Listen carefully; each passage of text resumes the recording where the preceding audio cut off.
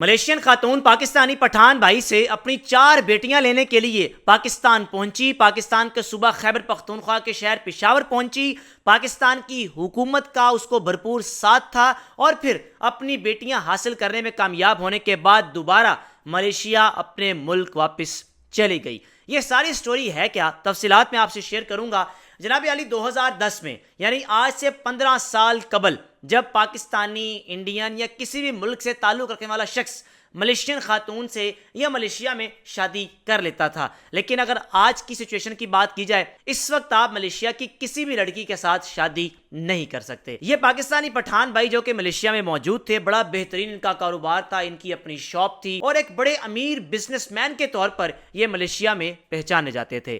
2010 میں پاکستانی پٹھان بھائی نے کیا کیا، ایک ملیشین لڑکی سے شادی کر لی۔ شادی کے بعد 4 بیٹیاں اس پاکستانی پٹھان بھائی کے ہاں پیدا ہوئی جو کہ ایک ملیشین لڑکی سے شادی کر چکا تھا۔ اب 2010 کے بعد 2013 میں پاکستان مسلم لیگ نون کی حکومت آئی اور 2013 سے 2018 کے درمیان جو پاکستان کے وزیر داخلہ تھے وہ تھے چودھری نثار صاحب۔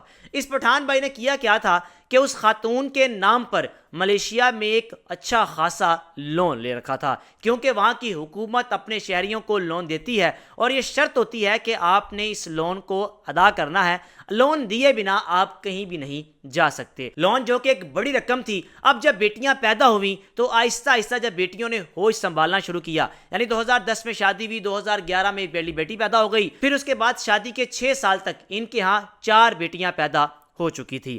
اب وہاں کے لوگوں کا رہن سہن، وہاں کے لوگوں کی سوچ بالکل مختلف، پاکستان میں رہنے والے لوگوں کی سوچ بالکل مختلف، اور خاص طور پر جو ہمارے پٹھان بھائی ہیں، پٹھانوں میں عورتوں کے پردے کا خاص خیال رکھا جاتا ہے۔ آپ اگر پشاور جائیں، KPK جائیں تو آپ کو بڑی کم خواتین بازار چلتی ہوئی نظر آئیں گی، اور ہاں اگر کوئی خاتون آپ کو نظر آ بھی جائے تو اس کا چہرہ آپ نہیں دیکھ سکتے۔ اب جناب عالی یہ شخص تھا پاکستانی، اوپر سے پٹھان تھا، اس کا مائنڈ بالکل وہی پاکستانی، یعنی اپنے ملک میں جو ایک سوچ ہے وہی سوچ یہ لے کر ملیشیا چلا گیا۔ لیکن جس سوچ کے ساتھ یہ پاکستان سے ملیشیا گیا تھا وہاں کے لوگوں کی سوچ بالکل مختلف تھی۔ شادی کے بعد بیٹیاں پیدا ہوئیں اور بیوی نے اپنی بیٹیوں کی پرورش ویسی ہی کی جس طرح ملیشیا میں لوگ کرتے ہیں، یعنی کپڑے جیسے مرضی پہنا دینا، کھلے کپڑے۔ یہ شخص بڑا تنگ ذہنیت کا مالک تھا، اس کو یہ چیزیں برداشت نہیں ہو پا رہی تھی۔ اب شادی کے بعد کچھ عرصہ برداشت کیا، بیٹیاں بھی پیدا ہوئیں۔ اس نے کیا 2013 سے 18 کے درمیان جب وزیر داخلہ چودھری نثار صاحب تھے، یہ پاکستان اپنی بیٹیاں لے کر آ گیا، یعنی چھپکے سے، خاموشی سے یہ پاکستان اپنی بیٹیاں لے کر آ گیا، اور دوسری جانب بیوی کے نام پر جو اس نے قرض لے رکھا تھا وہ قرض بھی ساری رقم اس کے پاس موجود تھی۔ اب بیوی پریشان کہ میں اپنی بیٹیاں کیسے حاصل کروں، میں یہاں سے جا بھی نہیں سکتی۔ اس نے کیا کہ آپ نے 2 بھائیوں کو لیا، جس بینک سے لون لیا اس بینک میں جا کر بھائیوں نے ضمانت دی کہ اگر ہماری بہن پاکستان سے واپس نہ آئی تو سارا قرضہ ہم ادا کریں گے۔